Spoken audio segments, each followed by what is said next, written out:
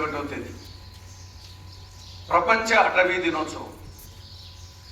ఐక్యరాజ్య సమితికి చెందిన యునెస్కో వారు మార్చి 21ని ప్రపంచ అటవీ దినోత్సవంగా ప్రకటించడం జరిగింది.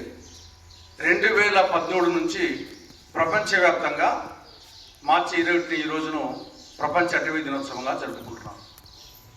దీని లక్ష్యం ఏమంటే చెట్ల యొక్క ప్రాముఖ్యత, అడవుల యొక్క ప్రాముఖ్యతను ప్రజలకు అర్థమయ్యే విధంగా చెప్పే ఉద్దేశంతో ఐక్యరాజ్య సమితి ఈ రోజును ప్రపంచ అటవీ దినోత్సవంగా ప్రకటించడం జరిగింది.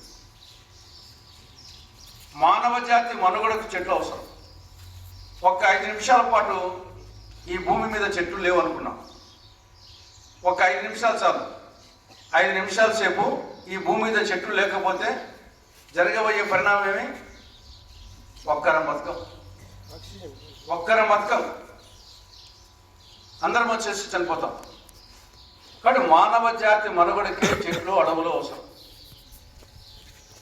మానవునికి కావలసిన ప్రాణవాయువును, ఆ ఆక్సిజన్ మనం పీల్చుకొని మనం కార్బన్ డైఆక్సైడ్, బొగ్గు పులుసు వాయువును వదులుతాం. ఆ బొగ్గు పులుసు వాయువును చెట్లు గ్రహిస్తాయి. ఆ బొగ్గు పులుసు వాయువును చెట్లు గ్రహించకుండా పోతే ఈ యొక్క వాతావరణంలో కార్బన్ డైఆక్సైడ్ ఎక్కువైపోయి మళ్ళీ మానవులు చచ్చిపోతారు. ఒకటి ఇవ్వడం ద్వారా మనల్ని కాపాడుతూ ఉంది. రెండవది మనం వదిలిన కార్బన్ డైఆక్సైడ్ను గ్రహించడం ద్వారా మనల్ని కాపాడుతున్నాయి. కాబట్టి మానవ జాతి మనుగడకి చెట్లు అంత అవసరం. ఈ ఆక్సిజన్ దాని రూపాంతరం చెంది ఓజోన్ పొర ఏర్పడుతుంది. ఈ యొక్క సూర్యునికి మనకు మధ్య ఓజోన్ పొర ఉంది. ఆ ఓజోన్ పొర లేకుండా పోతే డైరెక్ట్గా సూర్యకిరణాలు, అల్ట్రా వైలెట్ కిరణాలు మన మీద పడితే మొత్తం మనం మాడి మసైపోతాం. చర్మ వ్యాధులు, క్యాన్సర్ ఇవన్నీ వస్తాయి. అది రాకుండా ఓజోన్ పొర అడ్డపడతా ఉంది. ఓజోన్ పొర దేని నుండి ఉత్పత్తి అవుతుంది? ఆక్సిజన్ నుండి. ఆక్సిజన్ ఎక్కువ ఉత్పత్తి చేస్తారు చెట్లు. కాబట్టి ఆ విధంగా వచ్చేసి మానవులను కాపాడుతూ ఉంది. దాని తర్వాత మానవునికి కావలసినటువంటి అన్ని కాయలు, పండ్లు, విత్తనాలు, కలప, వెదురు,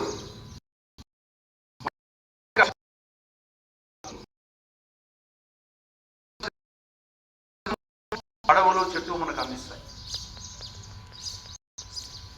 మనకే కాకుండా వన్యప్రాణులకు, మనకంటే ఇళ్ళు ఉన్నాయి. వన్యప్రాణులకు ఎవరు ఇళ్ళు కల్పిస్తున్నారు? చెట్లు, అడవులే. తర్వాత భారతదేశపు నాగరికత చెట్ల కింద, అడవుల్లో పుట్టింది.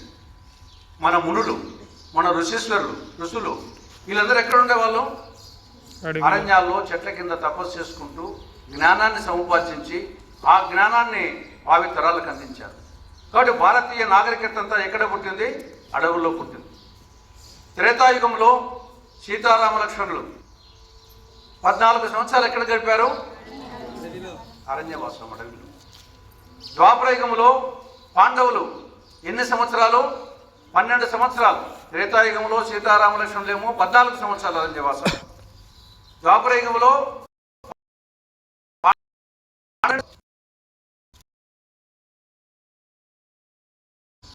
భరతుడు ఎవరి కొడుకు?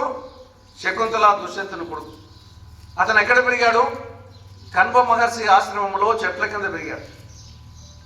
అటువంటి భరతుని పేరు మీద మన దేశానికి భారతదేశం అనే పేరు వచ్చింది. కాబట్టి అడవుల యొక్క ప్రాముఖ్యత ఇంత ఉంది.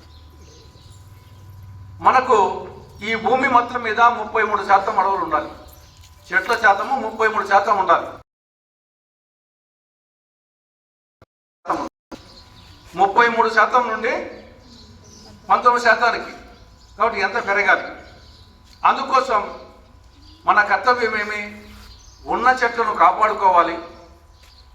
ఈ 19-33% మధ్య ఉండే గ్యాప్ను వచ్చేసి మనం ఫిలప్ చేయాలి. అంటే మొక్కలు నాటాలి. ఉన్న చెట్లను కాపాడుకుంటూ మొక్కలను నాటడం ఒక ఎత్తు. ప్రభుత్వాలు కానీ మనం కానీ చాలా మంది మొక్కలు నాటుతూ ఉంటారు. కొన్ని లక్షల మొక్కలు, కోట్ల మొక్కలు నాటుతారు. కానీ సంవత్సరం తర్వాత చూస్తే దాంట్లో ఎక్కడ కనిపించవు.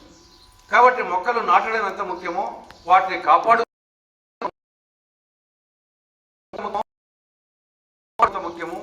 కాబట్టి ఈ యొక్క విషయాలను ప్రజలకు అర్థమయ్యే విధంగా తెలియచెప్పడం కోసమే మార్చి 21 ప్రపంచ అటవీ దినోత్సవంగా ఐక్యరాజ్య సమితి యునెస్కోలో ప్రకటించడం జరిగింది.